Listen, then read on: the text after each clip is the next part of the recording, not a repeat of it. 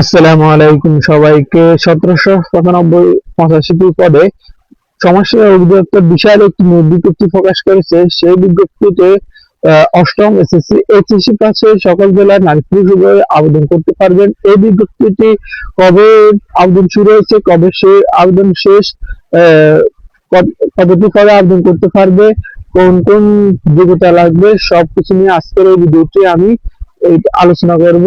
তো ভিডিওটি সম্পূর্ণ দেখার অনুরোধ রইল। তো ভিউয়ার্স, শুরু করা যাক গুরুত্বপূর্ণ ভিডিওটি। সমাজসেবা অধিদপ্তর এখানে মোট 52টি ক্যাটাগরিতে 1795 পদে আবেদন দেওয়া হবে। অষ্টম এসএসসি ও এইচএসসি পাশে আবেদন করতে পারবেন।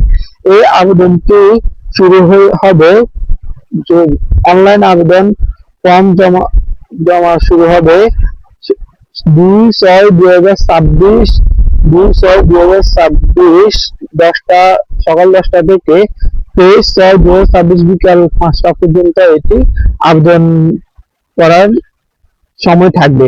এই বিজ্ঞপ্তিটিতে কোন লিঙ্কের মাধ্যমে তোমরা আবেদন করবে সেটা হচ্ছে এখানে আমি জুম করে দেখাচ্ছি, http://dss.com.bd।